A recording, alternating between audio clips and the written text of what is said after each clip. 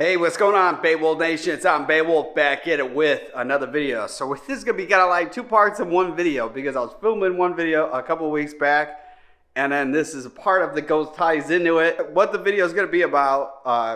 Well, first, again, I still have that issue with the clamp on the Riva Racing blow-up valve. I have it now fixed. I got a stainless steel T-bolt clamp I got from Fastenal. But it happened before. Make a little quick summary. Is I had the RXPX, the whole clamp on the Riva Racing intercooler piping just completely snapped right in half, the clamp. And I never posted that video because when I was selling the ski, and it wasn't wise, like trying to sell the ski. It'd be like, hey, look at it. It was nothing wrong with the ski. It was just there was something wrong with that. And then I replaced. They sent me out a clamp, and there wasn't any more issues because I didn't own it anymore. But then what happened with the Riva Racing blow valve on the GP1800R? The crazy thing, the GP1800R has had no issues, nothing. If there was an issue, I'd post it, right? So I've had the blow valve on for over a year, and then now I've been having all these issues with it, where one video it blew off, 3-4 times. In this video, we weren't even minutes down the river, Intercoastal Waterway in Myrtle Beach, South Carolina, and then it totally came off again, and it was just like the ride just started and the ride was already over as fast as that. Basically, when it happened that much, there was no point, no matter how you fit it on there, anyway, it was going to keep on coming off unless you put the stainless steel T-bolt clamp. Which the crazy thing is, when I put that in there, the ski actually runs a lot better, and I've noticed even like at 80% throttle, you're already at full throttle on the ski, and it never was like that before when I was modifying it, which I'm pretty impressed with it. You could tell a difference, and it's never going to be coming off like it did before. What I'm going to be talking about at the end of the video is about the whole reason, which the title of the video is why I canceled my deposit with Riva Motorsports on the 2021 Yamaha GP1800R, and why I canceled my deposit on the 2021 Yamaha Superjet stand-up jet ski 4-stroke with Riva Motorsports. So stay tuned in the video. We'll get all about that. Roll the clip. What's going on, Beowulf Nation? It's I'm Beowulf back at it with another video. It's Friday, what day is it? Friday the 23rd. Woo! This month was gone by really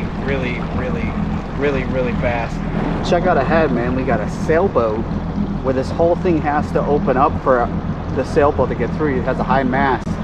It's pretty crazy. So one of these towers, if you're not familiar, I've never ridden somewhere where there's like that, somebody has to man that all the time, no days off, and basically waiting for somebody to come through that can't fit through here to open it up. Pretty crazy job to be doing, but somebody has to do it, kind of thing. And they got them in multiple spots all down the Intercoastal. It's just not in South Carolina. It's any state where there's a type of boat traffic like this.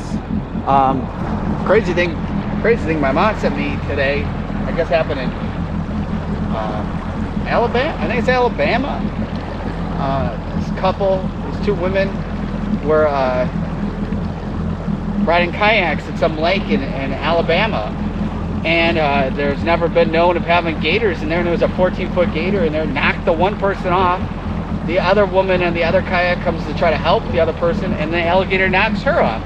So then they're in the water with a 14-foot gator trying to get them, and somebody on shore called 911, and the fire department came out there and threw a rope and got them out of there really fast. But man, that would have to be scary. 14-foot alligator? Yeah, no thanks. And they said they've never been recorded showing a gator there, and they think it's from Hurricane Sally that brought it there. So it's kind of one of those things, you know. The gator could have been there longer than what they might think. It's just nobody's ever noticed it. They don't just sit there and like let you say, hey, wave at the other. When a gator gets that big, it's because they're kind of intelligent to last that long. But hey, anyways, if you're new to the channel, hit the subscribe button. Existing subscribers, hit the bell notification. You get notified as soon as the video is uploaded, live stream, whatnot. Because kind of when I do my live streams, they're like last minute, well, they're kind of, well, no, they're not last minute. They're Monday and Wednesdays. Like 8:30 at night Eastern time. So I mean, but it's nice when you get the bell notification, you get notified. But I'm doing free monthly giveaways. So It's totally free to enter. You just have to be subscribed to I'm Beowulf, and in my second YouTube channel, Beowulf Nation. Hit the like button, and then follow me on Instagram. That's IM_Beowulf. If you're not into Insta and you're one of those Facebook persons, nothing wrong with that, but follow me on my Facebook page, I'm Beowulf. So I'm back at it with another one. And I'm doing free month giveaways, so I'm giving away a Jet Tribe Life Vest, and it's totally free to enter, and there's nothing you have to do except for just what I just said. Real easy. And also do have an Amazon store. Check that out, amazon.com/shop/ImBeowulf. And I have a merch store that's imbeowulf.com. Take a look at that too. It's pretty cool jet ski merch. Hottest stuff in the game. I wonder what the kind of, that must be another type of sailboat right there. Yeah, so the stand-up's for sale, and getting something else. So but we're almost out of the snow wake zone. We can chitty chatter later on. We don't got a lot of lights, so I want to get down to kind of the boathouse and then cruise back. So nothing too far, nothing too crazy. It's nice and calm, and it doesn't look as flooded as it was before. And just have a little fun. It's shocking. It's Friday. It's like 80 degrees, and like nobody's out except for this giant sailboat. Imagine these people had been in the ocean before coming into here. You got to think how epic that has to be. You know, it's this big sailboat. It's not that big.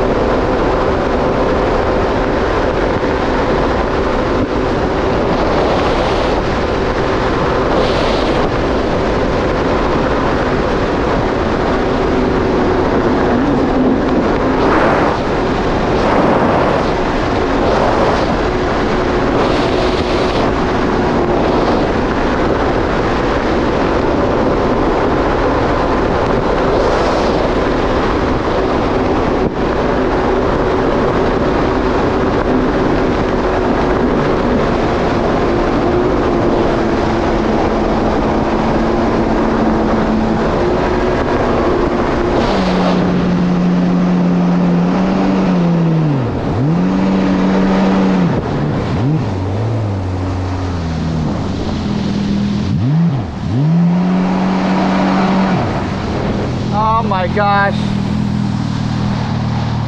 I'm telling you, this is annoying. I don't have my tool with either, do I?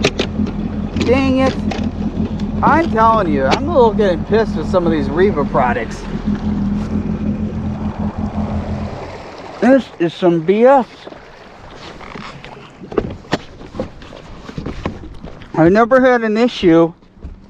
Had it on for a year, and now it's happening quite frequent. Sure enough, look, pop right off. How annoying. How annoying.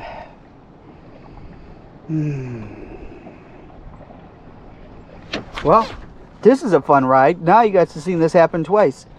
I mean, these clamps, they have to put better clamps on. They're too small.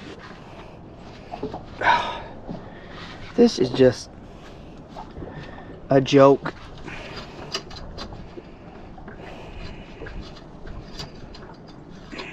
I just think to myself, I'm like, I'm like, I don't ride the thing crazy either. I mean, it's just, this is getting, well, if you look where the problem is too, it's just look where the hose lines up.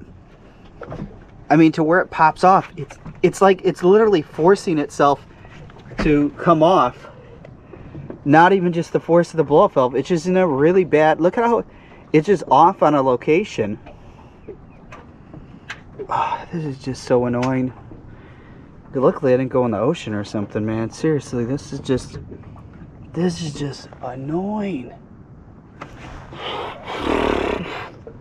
I get out here and I literally don't even ride a couple minutes. And I'm this, and I know for a fact I do not have a tool on me to fix this. And last time it was such a bear to get it back on too.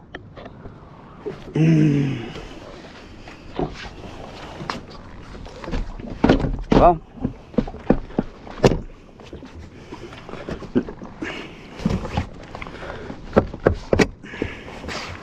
that's aggravating. Well, I'll just have to head back.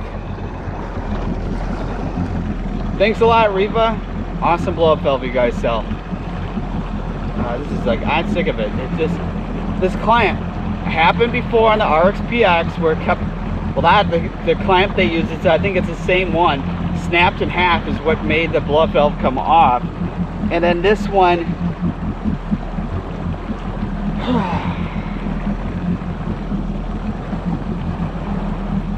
that's why you have to be real careful when you're riding these things, you know, like you buy the blow-up valve to think you help save your clutch, and instead you got a wide open, your intercooler pipe popped off, and it's just like the last time putting it on was a lot of work, a lot of muscle to get it back on.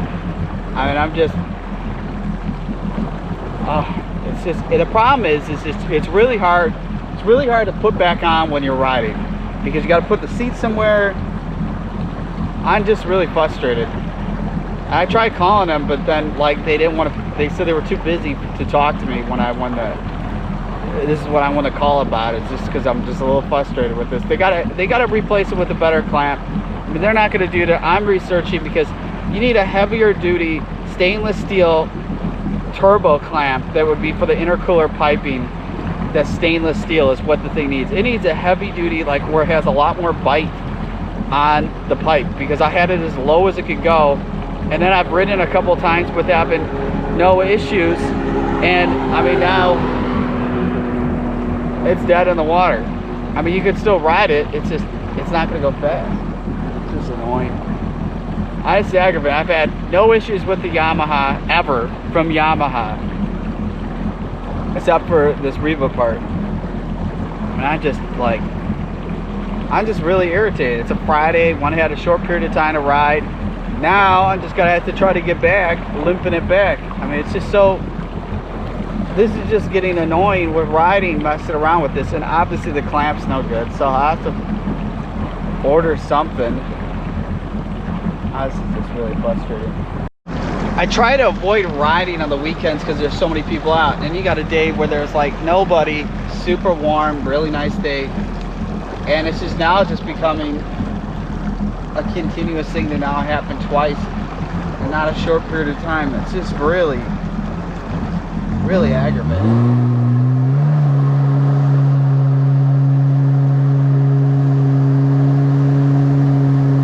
Well, here we'll go at least 20. Yay!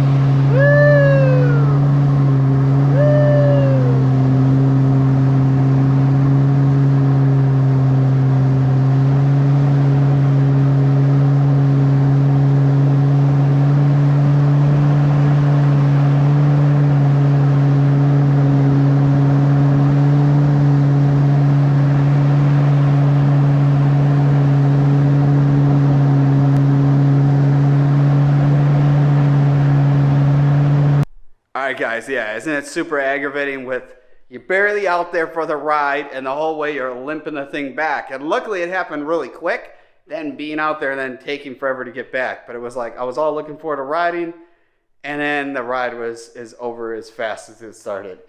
So let me talk about this whole thing, why I canceled the deposit on the 2021 Yamaha Superjet and the 2021 Yamaha GP1800R SVHO. All right, so originally when I knew the Superjet was coming out, I heard it was going to be like really low numbers and wanted to get my hands on it.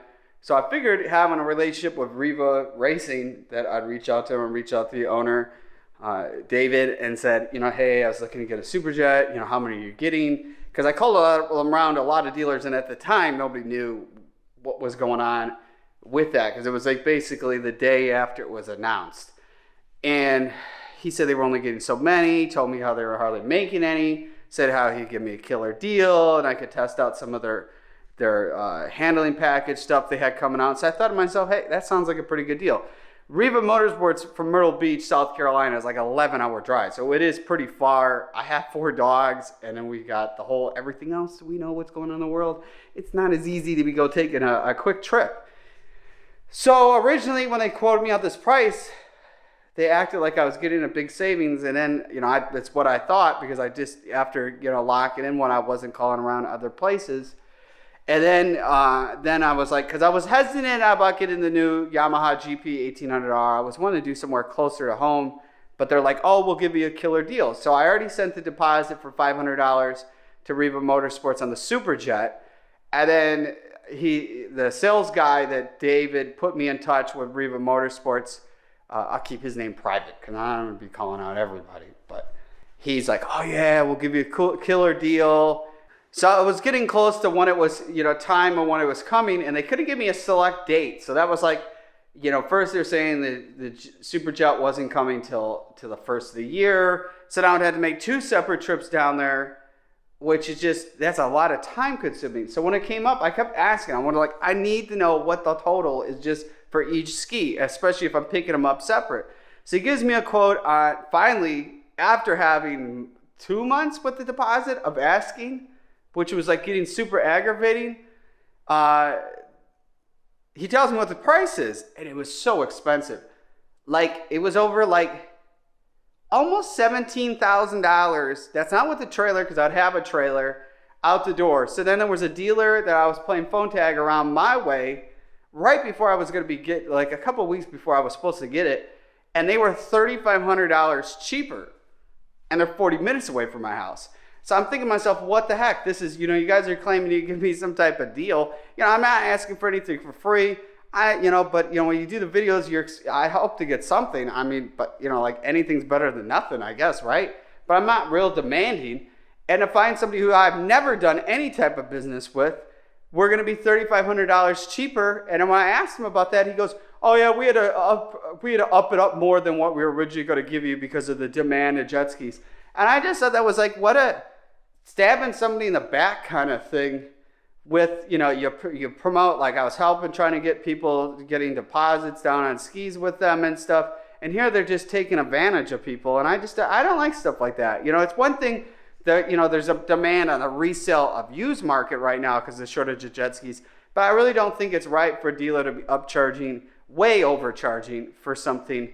And then deceiving somebody too once you put a deposit on something. And then finding you're paying way more than everybody else. It just doesn't. Like, I don't need it like that. I mean, that's silly. And that's why there's a video. I mean, it's just kind of stupid. So the Superjet was even more money. And then this other dealer that I was telling you it was cheaper with its GP1800R said they could get me the Superjet even sooner.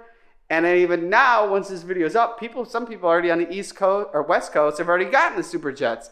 So realistically, they had, you know, like they were claiming to me, and first we'll stop it all up. They were claiming Riva Motorsports I was going to be one of the first persons to get the Superjet and the first person to get the GP1800R. And then there was already a month and a half of people already getting the new GP1800Rs. And you figure they were the first dealer to have the, you know, Yamaha came there with the display with all 2021s. And then the reality, once this video goes up, the 2022s are like, what, less than 7 months away that they're going to be announced. So I honestly think everybody who's jumping right in to get the 2021s, you got to think 7 months from now, your 2021 is going to be, you know, kind of outdone of what whatever the 2022s are going to be on both models. And then a lot of it too, why I canceled on the Superjet. GP1800R was on the price. And at the end of the day, I liked this too much. I was not ready to sell this. And I don't want to have two of the exact same skis. I think that's kind of silly. And then the Superjet I canceled because this sucker is a pain in the butt to ride in the Intercoastal waterway. The rough current, I put the Riva Racing Sponsons on, and they were fine when I was in lakes up north, but back down here with the high current, the thing is just having the death wobble. And I just picked up, and I'm sorry for the mess because I was just filming another video, but check this out. These are the JC Racing Sponsons, so we can already tell the difference in sponsons between this. Originally I tried the R&D, but they're plastic. This is aluminum, and that's plastic right there. And you can tell once this is all put in, and there's like going to be a mid sponson right up there. You'll have to drill out the rivets and stuff. It's going to be killer. Now, like what I'm trying to get at too is, so the new Superjet, the things I was worried about is when I'm riding where I'm at, you know, we can't just pull up to the beach like some places if you're Lake Havasu or stuff like that. Or if you lived on the lake. Living here, we got alligators and sharks and fresh water. So, and even when you go to lakes here, it's where down, even it's a couple hours south of me, by the Charleston area, they've had fatalities, alligator attacks. It's not wise to go down there, especially the alligators like to lurk at the center of the lake. So, this new Superjet does not have sponsons on it. Right, and then since then, after like I was waiting to see what Riva Racing, because they kind of come out with sponsons, and they just had sponsons that like just mount onto rivet points that are so up high that it just doesn't. I think a lot of stuff with the new Yamaha stuff, like the Superjet, the GP1800R, were rushed.